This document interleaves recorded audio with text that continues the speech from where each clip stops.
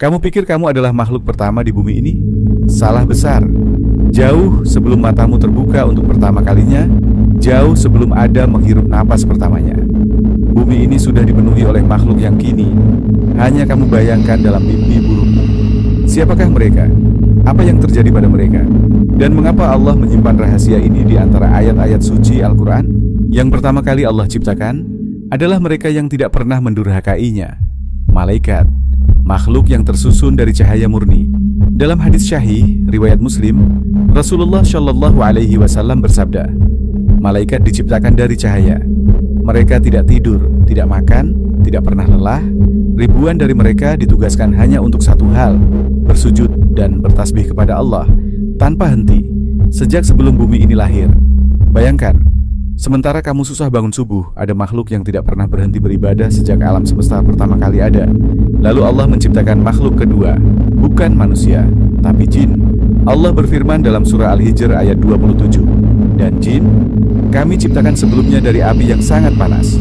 Api yang sangat panas, bukan api biasa, tapi api yang bahkan udara panas pun tak mampu menyentuhnya.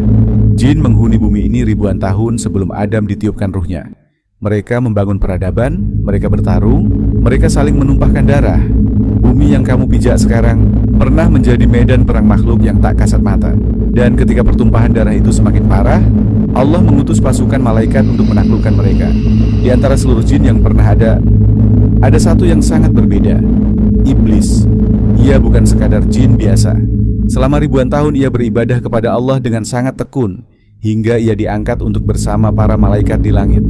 Bayangkan betapa tingginya derajat yang ia capai. Tapi kemudian satu perintah Allah mengubah segalanya. Sujudlah kepada Adam. Dan dengan kesombongan yang tak tertandingi, iblis berkata, aku lebih baik darinya. Engkau ciptakan aku dari api dan dia dari tanah. Satu kalimat, satu penolakan. Dan sejak saat itu, musuhmu yang paling nyata lahir ke dunia ini.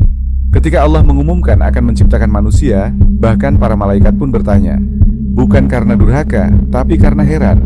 Dalam surah Al-Baqarah ayat 30, malaikat bertanya, apakah engkau akan menjadikan di bumi ini makhluk yang akan membuat kerusakan dan menumpahkan darah, padahal kami selalu bertasbih memujimu? Malaikat sudah melihat bagaimana jin menghancurkan bumi. Mereka khawatir manusia akan mengulanginya.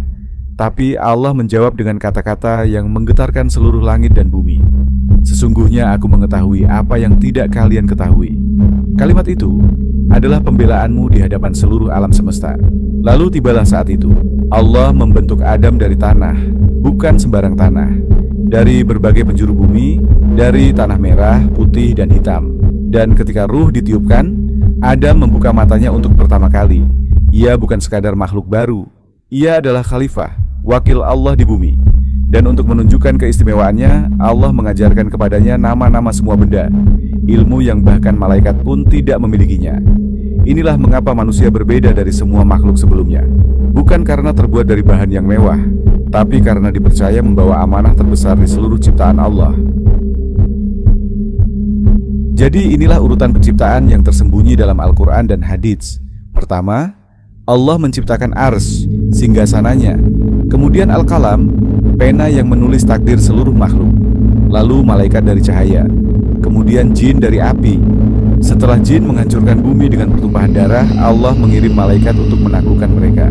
Dan terakhir, diciptakanlah Adam, manusia pertama, dengan keistimewaan yang tidak dimiliki siapapun sebelumnya. Setiap langkah ini bukan kebetulan. Ini adalah rencana Allah yang sempurna, yang sudah ditetapkan bahkan sebelum bumi dan langit diciptakan. Di antara semua makhluk yang Allah ciptakan, malaikat yang tak pernah berdosa, jin yang kuat dari api, Allah memilihmu. Manusia, makhluk yang bisa salah, yang bisa lupa, yang butuh makan dan tidur.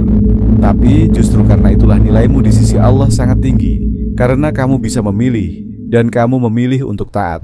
Iblis membuktikan bahwa ibadah ribuan tahun bisa hancur dalam 1 detik karena kesombongan.